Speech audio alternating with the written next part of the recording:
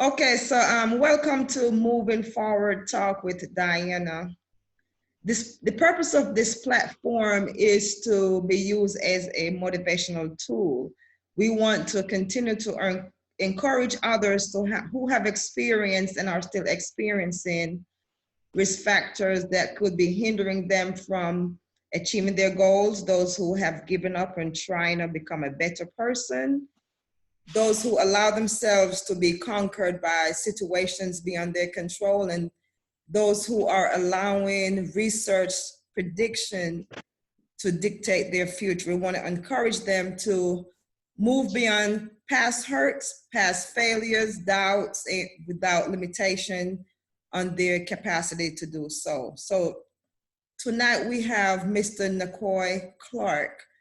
Mr. Yeah, Clarke, we are very happy to have you we are very happy to have you with us tonight.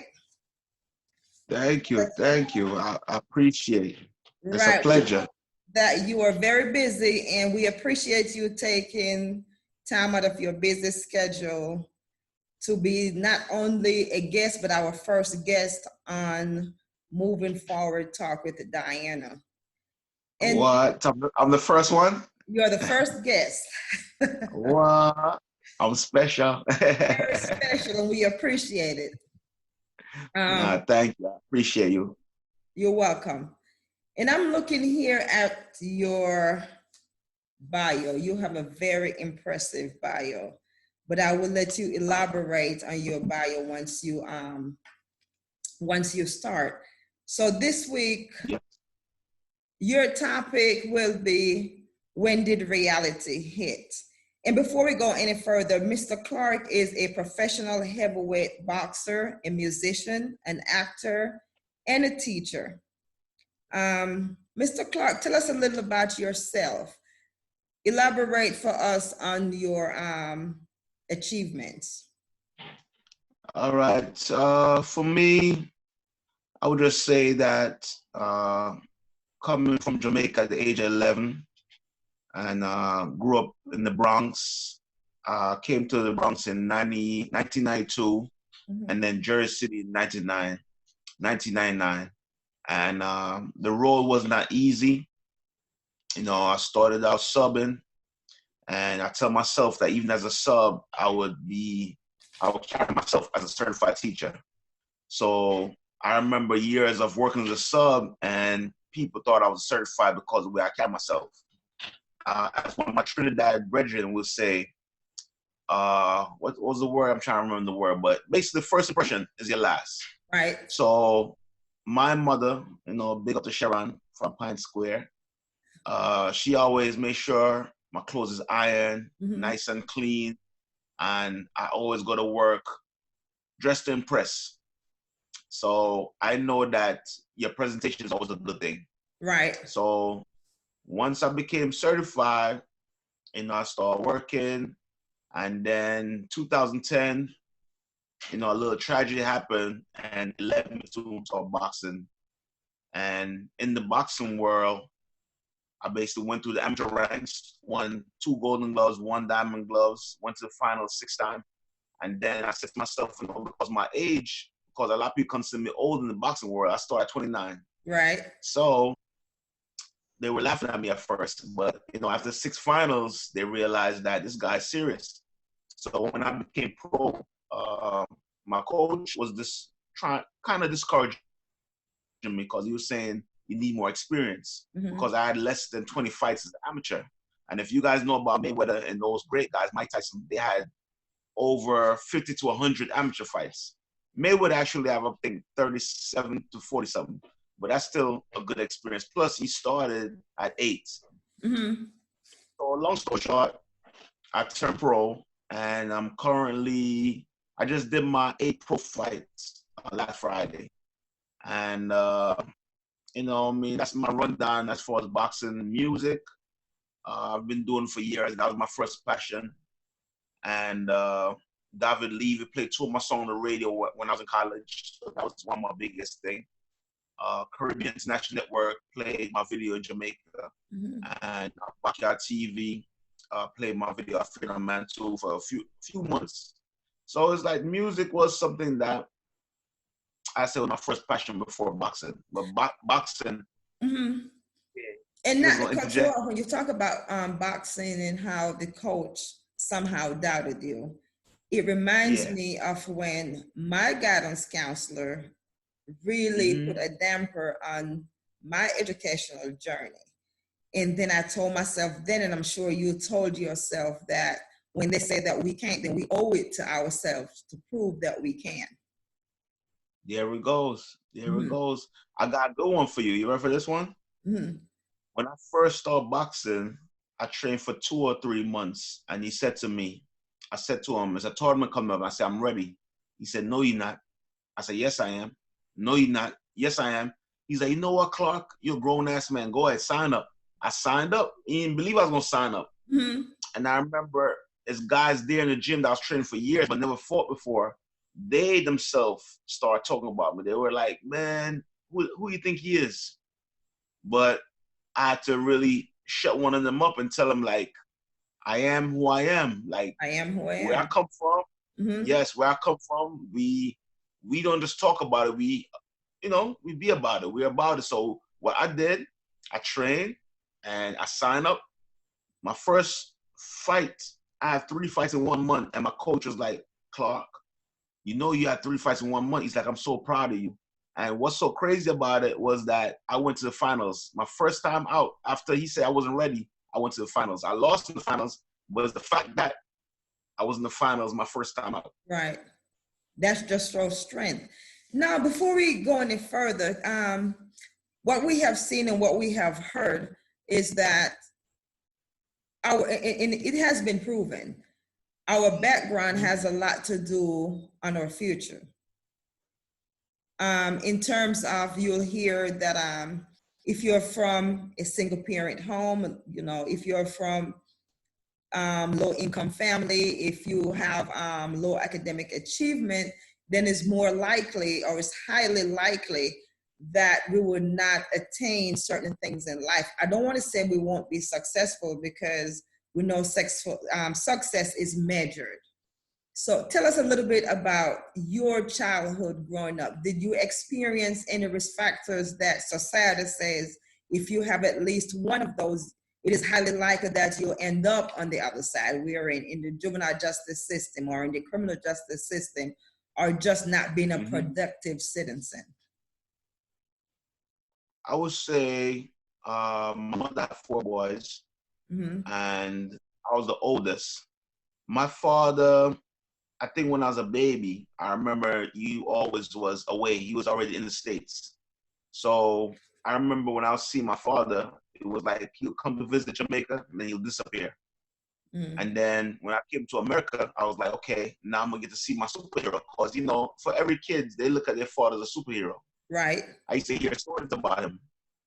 And the stories that I heard was like, wow, I want to be around this guy because I hear so much great stories. I want to be around him. So when I came to America, unfortunately, he told me he's going to show up, come get me. And a lot of time, disappoint me. He didn't show up.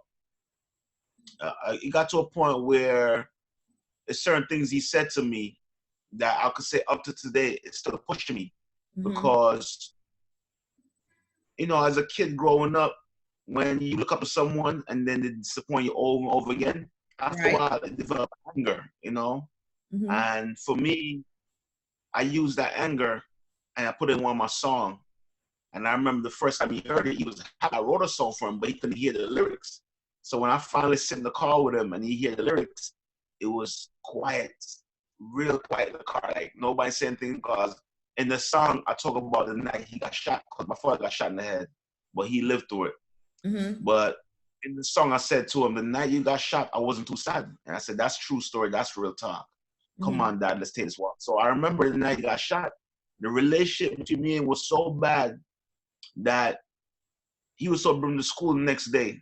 And the relationship was so bad that I was like, oh man, now that he got shot, who's going to bring to school? I didn't go visit him. I didn't care I basically was trying to find somebody to bring to school. And that's how bad it was between him. So it got to a point where I realized I had to forgive him and I had to love him. And I wrote the song to kind of, it was like a therapy for me. Right. And then when I finally talked to him and he heard the song, the first time ever in my life, my father apologized. Because usually before he would blame my mother, he would say this, that, that. And he finally apologized. And then from there, it was like something lift off me. And, you know, I tell people in life, we got to forgive no matter what. You know, forgiveness is very powerful because if we don't, we're going to end up becoming that person or even worse. Or even So worse, right? sometimes, yeah, it's good to forgive. And the forgiveness is not for, it's not for them, but for us, for ourselves.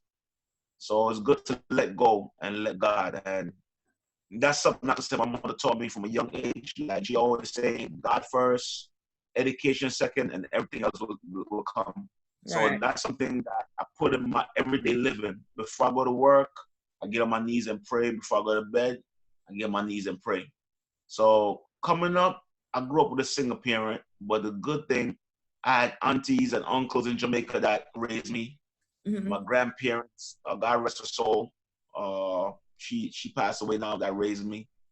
Uh, when I came to America, my mother was working what almost 7 days a week, or Right. should I say six? And she was a home aide, so she stayed at the house. So think about you as a teenager in the house by yourself, just raising yourself, Mm-hmm. and that's how I grew up. And a lot of people that know me in school, they said, "Oh, even though you're a C student, you actually an A student," because they saw how I was raised. They saw that I was thinking of my brothers. They saw the responsibilities I had. So they look at it and say, you know what? If you didn't have all that responsibility, you'd be an A student. Right. So yeah, I grew up struggling with certain subjects, but I was always a fighter, not even in the ring alone, but I was a fighter before the ring. I grew up this. And that is one key point when you say you were a fighter, because even though you failed so many subjects and you didn't allow that to hinder you, now it may have, it delays the process, of course, because when I think about Mm-hmm. myself, I was looking at my college transcript the other day, and I just started laughing. I look at my AA college transcript, and I started Mm-hmm. laughing because I have never seen so many D's and F's on one transcript. But as I remembered, I said to myself, I owe it now to myself, because when you actually start something, Yeah. it's okay to fail, because we also know that failure is a part of our success journey, but it's never okay to give up. So I have always, when I talk to my young ladies now, what I tell them is the first thing, that you have to have self-resilience. You have to say, regardless of what happened, I'm going to get up and I'm going to keep moving forward to Mm-hmm. achieve this, if not for anyone else, but for myself. So, so throughout all that and everything that you have experienced, at what point now in life did you say, hey, this is my life. Now I must Mm-hmm. pave my path. My dad wasn't there. It's fine. You know, I was in a single parent home. It's okay. I failed a couple of classes. It is good. This is what paving my future. At what point in life did you actually start that journey? I would say I had different points, or should I say, different moments where it hits. Mm-hmm. But the one that I feel like changed my life the biggest was in 2010. Right. 2010, I got laid off from the Board of Ed, and I remember I was engaged, Mm-hmm. about to be married, and I had my first car. So my first car I had basically blew up, almost took my life. I survived that. Mm-hmm. Then my job laid me off, so now I was jobless. And then me and my ex fiance at the time, we broke up. And then the last straw was an incident that happened in the street Right. where a guy, because of his reckless driving, I felt like he could have took our life. Mm-hmm. So I was trying to explain to him that what he was doing, like he could have took our life. He disrespected his lady that night, and I'm not going to too much details what happened with him and later, but it's just that he Right. respect her, and I felt some kind of way because I remember what I was going through my life. So I approached him and I was talking to him, and he finally stopped the car. And when I got out of the car, I was in the car, I showed the back seat. And once I got out, he basically looked at me and said, "Man, why you even talking to me? I don't even know you like that." And then he started cursing. He started using profanity. At this moment in my life, I said I was going through a lot. So my first reaction was like, you know what? I have all this build-up anger, and I never got a chance to express it. So I said, this guy right here, I'm about to express it on him. And I remember the first time I strike out against him, he looked at me and he said, "You done." You know, like I said, certain words I don't want to use, you know, but he said, "You done Right. effed up right now." And then, you know, he started taking his shirt off. So I started taking my shirt off because now I'm like, you know what? I'm going to get to express myself right now because I've been going through so much. Mm-hmm. So once it got to that point, he basically reached in his pocket. And at that moment, I'm thinking that he's getting, at that moment, I was a gun. So I got real nervous and Mm-hmm. I attacked him real quick.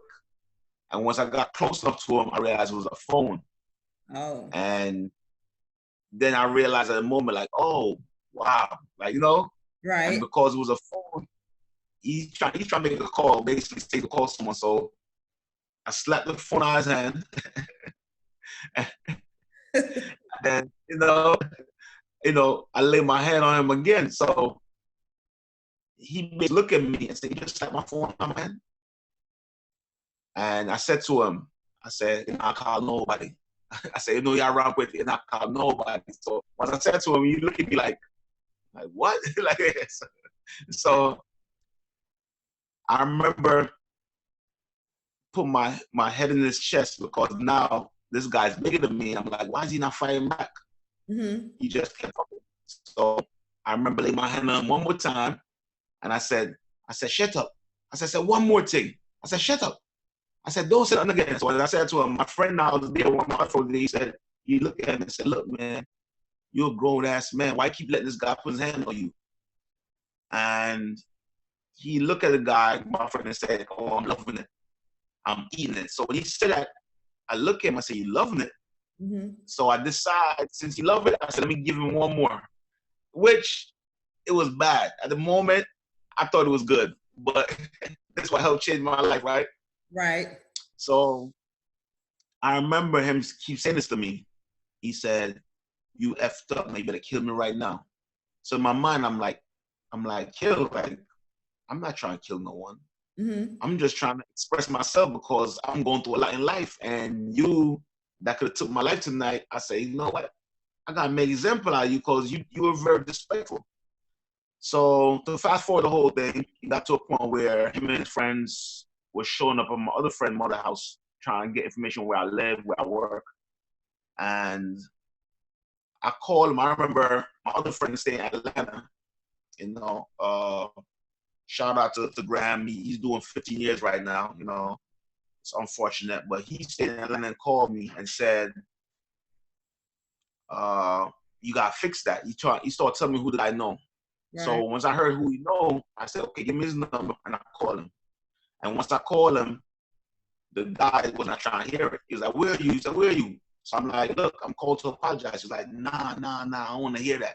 So for me, he didn't want to listen to me. Then he started saying disrespectful stuff again on the phone. He started saying, you gonna get it, your great grandma gonna get it, your baby mom gonna get it." So in my mind, I was like, I don't have a baby mom. My great grandmother is not here with us. Right. So I now start teasing him now because now I realize, like, man, you didn't touch me when I was out there. Now because you have your friends now you want to put fear in my heart. So I ignore him. But what happened? He started showing up my other friend's mother house, and I feel like that was very disrespectful. So at that point in my life, I said I have a job. I lost my lady, my car. I lost my car. I felt like There's nothing left, right? yes. At that moment in my life, I thought there was nothing left. Right. I was about to give everything up. Yeah, I was going to give everything up. And at that moment, my mind, my mentality was so different because at that time when I heard he was looking for us, or should I say looking for me, I said to myself, you know what? I'm going to get into war zone because as much as I'm an intelligent man, I grew up in Jamaica, the Bronx, Jersey City, you know, some of the roughest parts. So it teaches us to survive. Right. So I told myself, I said, this might be my last day on earth, or I might end up get sent away.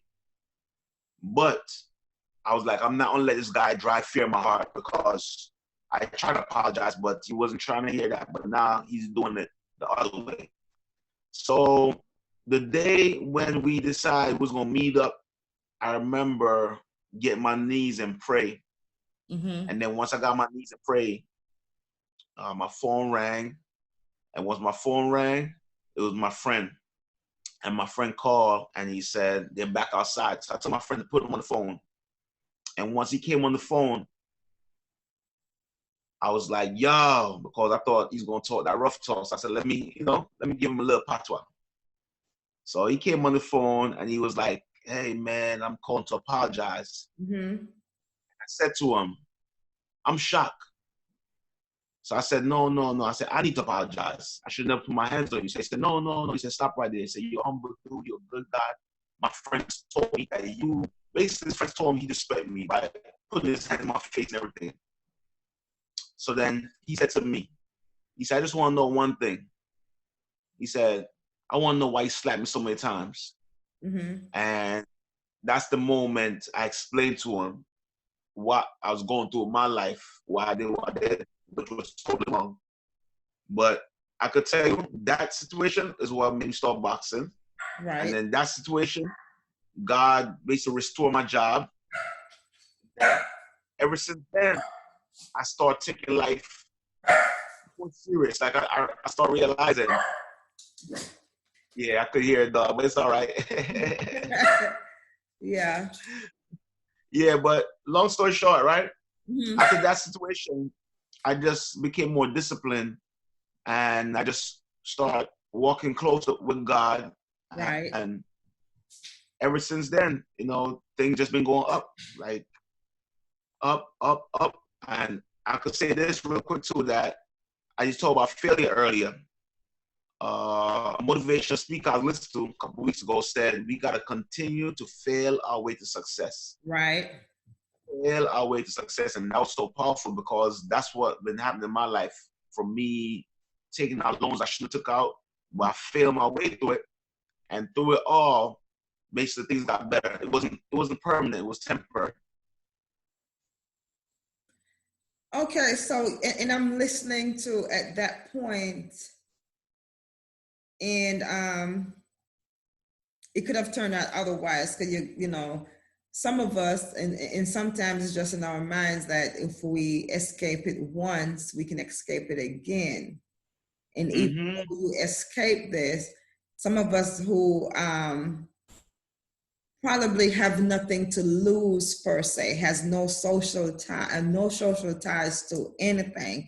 And as you were saying that, I'm thinking about Hirsch's 1969 social bonding theory that states that if a person have social bond with community or any attachment, be it family, be it the community, but they're less likely to continue, you know, negative behaviors. Mm-hmm. So I have to say I'm proud of that moment. I'm proud of you for turning around at that moment and didn't use that moment as a scapegoat to continue down that path. Yes. So and I know you said that time you turned around your life. No, give us the story. Like for people who are watching, I want them to understand that what you have been through, how that paved your way to be where you are now, where you could have been, where you are now, and where you are heading in terms of continued achievement. Yes. I would say right now in my life, Mm-hmm. I've failed my way through success. I've learned so much from my failure, and I said I will not make those mistakes again. And as I said, when I was younger, my mother always said, God first, education second, and everything else will be added on to you. And that's the formula I live by. There's times when I meditate, I fast and pray, and God come through. Right. Whenever things go bad, I blame myself. I learned in life we should not be afraid to blame ourselves. Sometimes we as a people like to point finger. We love to point finger, but we gotta remember, after point finger, what's the next goal? What's the next step? Right. We gotta blame ourselves. Sometimes we are our own worst enemy. Right. So what I did. And not to cut to you, say, sometimes it's okay to blame ourselves, right?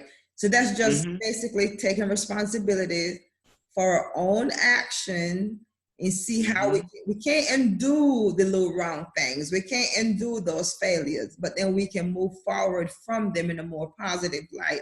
But first we must take accountability. We have to be fully accountable for our actions. Can't blame anybody else. There comes a point in life where we can't blame anybody else. Now it's on us. Yes. And I feel like that's how we could truly succeed, when we say, you know what, I need to work on that, or I need to work on myself. Just like even with me in the ring, when I went to the fight and my coach would say, Clarke, we messed up. I said, no, I'm messed up. He said, no, we're a team. I said, yes, you're right, we're a team. But you taught me what to do. I went in there, I didn't execute it. So I gotta blame myself. I gotta get better at it. So it's stuff that I wasn't good at. I said, I gotta work on that. And in order for you to get better, you can't be like, oh, let me blame the refs, let me blame the judges. No, I blame myself for not mentally staying focused in there, for not mentally staying, what's the word? I'm trying to find the word. Composed, yeah. Right. Sometimes when you're in that ring, you gotta be composed. And if you're not composed, you make mental mistakes. And that's what people understand about life. Life is about our spirituality, our physical, and our mental. Correct. Those three gotta work together. And if they don't work together, that's how we could create a mess. So we have to, one thing I learned about God, he operates in order. He likes to talk to our spiritual man, because he know our flesh is weak. So if our flesh is leading our spiritual man, we're in trouble. But God wants us to have our spiritual man leading the way, our mentality right, but also the flesh should always be kept in check, because the Bible tells us that our flesh is weak. Right. So we all know we could love God all we want, but that flesh will get us in trouble. And that's what we now as humans got to learn to say, you know what? If you make a mistake or you do someone wrong, don't be ashamed to apologize. Don't be so proud that you can't say I'm sorry. We all fall short. We all fall short, and I know that we can't do anything on our own. As for us believers, we know we can't do anything on our own. And, I know you have a copy of my book. I don't know if you're ready yet, but I know you have a copy. But what I was when I explained in my book, what got me through a lot of stuff is, of course, forgiveness. When I got to that point where I was able to forgive, then I got to that point where I used Proverbs 3, 5, and 6 as my daily instructional tool in life. So when we, at that point, and when we just ask God to direct our path, because it said, trust in the Lord with all your heart and lean not unto our own understanding. In all ways acknowledge him and he shall direct our path. We'll probably, and not probably, we'll never understand. We will never understand what happened to us, why it happened. And what I have taught myself is not, you don't forget it, but you don't remember it as a tool to hold us back. We remember it as a tool to push us forward, because everything that happened to us in life, whether we consider it good or evil, it it is a path. It is some of the factors that contribute to our path in life. Yes. Mm-hmm. Whether it's good or evil, it all comes together. And once sometimes we sit back and we analyze life and like, well, I had no control over this, but it's okay, it happened. Let's move forward. Let's get over the pain. Let's get over the hurt. It doesn't have to conquer us because our change lies within us. And if when we get to the point we can understand that our change that we are looking for is within us, then nothing should be able to hold us back. Yes, I totally agree. And go back. Yeah. Oh, I'm sorry, go ahead. I didn't hear you. Oh, no, I was gonna say to go back to what you said earlier about your book. Mm-hmm. I'm gonna have to repurchase it because when I purchased it, right? Yes. I think I purchased the ebook, but I didn't know how to get to it. I didn't know how to open it. So one day it popped up and then it disappeared, and then I didn't know how to get to it. I'm like, oh man, how do I get to the book? Yeah, you have to have Kindle to get the ebook. Oh, so that's the problem. Right, you have to have Kindle to get the ebook. Also, with the Kindle, I got downloaded. I got downloaded the Kindle. Yes, and I'm not 100% know how that works because I don't have that. I'm still old fashioned. I'm papers all over. I'm still old fashioned. Yeah. Okay, you have the paper copy too, right? I do have paper copies. All right. So what I'm gonna do, I'm gonna buy a paper copy. I'm gonna buy it. You do Cash App? You do Cash App? Mm-hmm. Yes. All right. So I'm gonna buy a paper copy, and you send me the paper copy because once I have the paper copy, you'll read it. I'll be able to. Yes. Because I'm telling you, I didn't want to tell you, but when I bought it, I didn't know how to get to it. I'm like, oh man, I know I purchased it, but I didn't know how to get to it. Now you waste your money. No. I didn't waste it. You know why? You know why? You know why I would consider waste? Because I knew I want to support you because I like what you stand for. I like what you represent. Mm-hmm. So I know that it was about supporting the cause. Right. You know? Yeah. And I appreciate that. And you know, when I wrote that book, and I actually don't promote it enough because when I wrote the book, I actually wrote the book for being a juvenile probation officer. I wrote the book with that audience in mind because it got to a point where I was seeing most of my young ladies who I interact with, who I was supervising, they are going through some of the same stuff that I went through, and they just didn't know how to deal with it. They have just, I had a very young lady who somewhat had given up in life, and I'm talking to her one day, and I realized that I'm talking to myself. And I got to the point where I just became transparent as they walk into my office and we're talking, and I like to ask about background. I like the motivational interview, so I can get a feel of what's going on with them before I'm just pushing the court order, which that is my job, and I do push the court order. But sometimes if you know that person's background, if you know what the person is dealing with, you are more equipped to assist them. Because I always say probation teaches nothing about the way of life, really. You make mistakes and you have to suffer your consequences. But then me personally, I believe in also helping them getting ready for life itself. So as I was talking, it became overbearing talking each time to all my young ladies. So I figured, I just write a book. And I was very reluctant about writing this book because of, not going to go into that right now, but I was very reluctant. And I wrote the book and it sat on my computer until I decided, okay, let me go ahead and publish.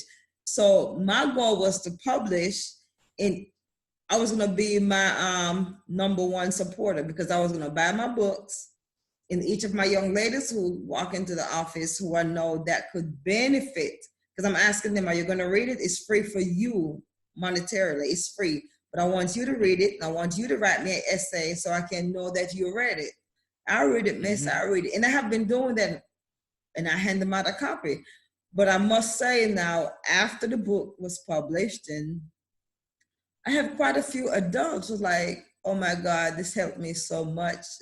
And I'm like, no pat on my shoulder, period. You know, just have to give God, just have to give God all the thanks that I was able, even though, let me put it like this, my mess that I've been through, was able to help someone else push forward for a more positive life, to improve themselves in whichever way, possible. Some have gone back to school. Some it's just self-esteem. Some is just, oh, if you did that, I can do this. Help me do this, which is a good thing. Yes, yes. And you got to give us the title of the book again. The title of the book? Yeah. It's Moving Forward, You Like Me Can Overcome. Yes, I love it. I love it. So, yes. Any final thoughts for any of our listeners? Just to let people know, I said God first. If you want to put education second, or you said something else, but I must put it and say education, because throughout the years, even through my failure, because I decided to read, some of my best books is what helped to carve me and mold me. So I would say, if you want to lead, you must read, or should I say, you must read if you want to lead. Right. So education, I feel like, is very, very important. And that mental, like strengthen your mental, not just your physical, but your mental, your spiritual first and foremost, and just continue to fail with success. Don't let no one judge you and see you right now and think that's who you're gonna be. Right. If you failing at something right now, that's not you. That's just right now. But the finished product, God knows the finished product. Right. So don't let no one judge you and put you down and tell you what you can't. When you go out there, just know there's no such thing as winning and losing, but lessons and blessings. Right. So continue to feel the way to success. Okay.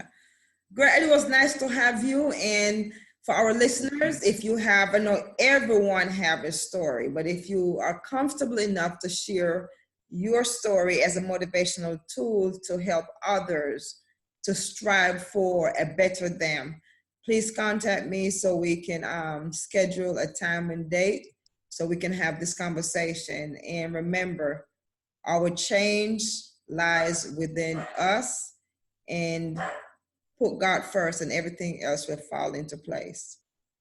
Yes, yes. I love it. Love it. And thank you, Doc. You're welcome. You're welcome, sir. Thank you very much.